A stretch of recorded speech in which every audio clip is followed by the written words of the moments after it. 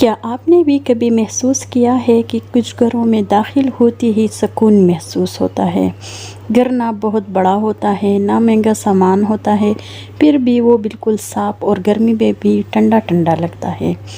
तो आखिर ऐसा क्यों है? आज मैं आपके साथ वो 10 छोटी लेकिन ताकतवर आदतें शेयर करूंगी जिन्होंने मेरे घर में भी बड़ा फ़र्क पैदा किया है। यकीन माने इनमें से कुछ आदतें ऐसी हैं जिन्हें अपनाने के बाद आप भी कहेंगी काश ये मुझे पहले मालूम होती। तो आइए शुरू करती है। So let's get started. अस्सलाम वालेकुम, welcome back to another video.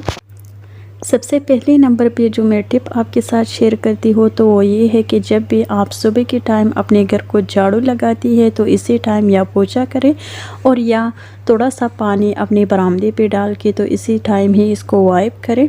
तो आपका घर जो है ना वो क्लीन भी रहेगा और ठंडक का भी आपको एहसास होता रहेगा। अपने कमरों की जितनी भी खिड़कियां हैं तो वो ज़रूर खोल दीजिए सुबह के टाइम ताकि फ्रेश एयर अंदर आ। और इसके साथ साथ एक बहुत ही इम्पोर्टेंट टिप आपके साथ शेयर करती हूँ। अगर आपका घर बड़ा है तो इसको जो है ना पोर्शन वाइज आप डिवाइड करेंगे तो आपको बड़ी आसानी होगी। एक पोर्शन को एक ही दिन में आप वॉश कर लीजिए या सुबह के टाइम वॉश कर लीजिए और एक को आप रात के टाइम वॉश कर लीजिए। तो इसी तरह से आपको आसानी भी होगी, बिना हेल्पर के आप अपने घर को अच्छे से क्लीन और साफ़ रखेंगे। तो आज भी मैंने सोचा था कि मैं अपने घर को डीप क्लीन करूँगी ताकि गर्मी का एहसास भी ना हो और कमरे भी अच्छे से ठंडे हो सके। सो इसलिए सबसे पहले मैंने झाड़ू लगा दिया और बाकी जितने भी बेड है तो वो मैंने सेट की है। बाकी मैंने कोई काम नहीं किया है क्योंकि इसी कमरे को भी मैं जो है ना हर दिन अच्छे से वॉश करती हूँ और फिर मैं पेंसान करती हूँ, खिड़कियाँ भी मैं खोलती हूँ। तो इसी तरह से मेरा ये कमरा अच्छे से जो है ना ये ठंडा रहता है सारा दिन। और मैं जब से इसी कमरे में शिफ्ट हो गई हूँ तो इसी कमरे को मैंने जो है ना कारपेट मैंने इस पे नहीं बिछाया है, ना ही मैंने इसके लिए ख़रीदा है, बल्कि ये एक प्लास्टिक शीट मैंने ख़रीद लिया था। पहले भी मैंने आपके साथ शेयर की है। तो ये बहुत ही करामत प्लास्टिक है।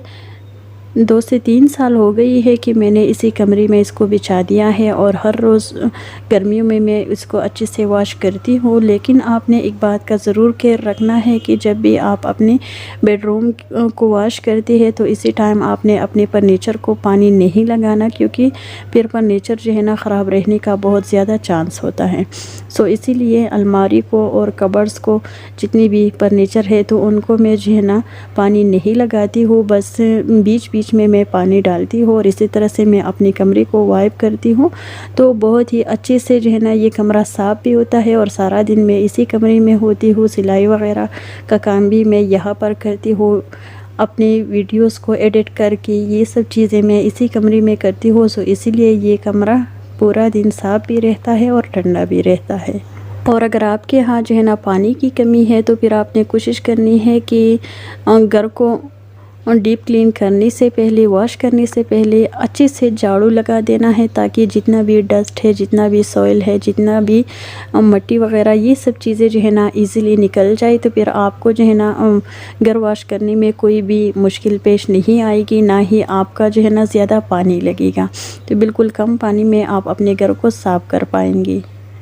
और अगर आपके यहाँ कोई हेल्पर वगैरह नहीं है, छोटे छोटे बच्चे हैं, तो बच्चों को भी आप काम पे लगा दीजिए। वैसे भी पानी का जितना भी काम है तो ये बच्चों को भी अच्छा खासा अच्छा लगता है। सो इसलिए मैं जब भी अपने घर को वॉश करती हूँ, वीक में एक दफ़ा मैं अपने घर को ज़रूर वॉश करती हूँ, तो बच्चों को भी मैं साथ लगाती हूँ।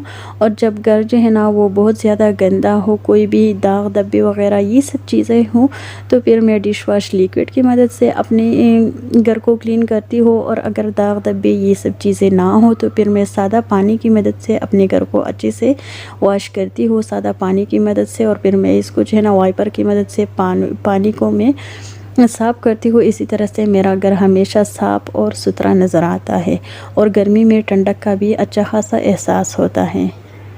और जब भी आप बरामदे की वॉशिंग करती है तो इसी टाइम जितनी भी चेयर्स है, जितनी भी टेबल्स है, तो ये सब चीज़ें जो है ना अलग से रख दीजिए।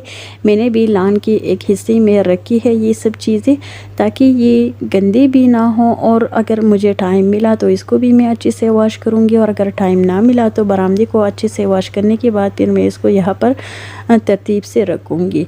और जितनी भी सिंक एरियाज़ है बाहर बरामदे में, तो उसको भी कोशिश करें कि हर रोज़ ही अच्छे से वॉश कर लीजिए। इसकी मिरर को भी अच्छे से वॉश कर लीजिए और सिंक एरिया को भी, क्योंकि बाहर की जितनी भी बेसन वगैरह होती है तो उनको हम लोग यूज़ करते हैं मुँह हाथ धोने के लिए। तो कोशिश करें कि उनको अच्छे से क्लीन रखने की कोशिश कर लीजिए।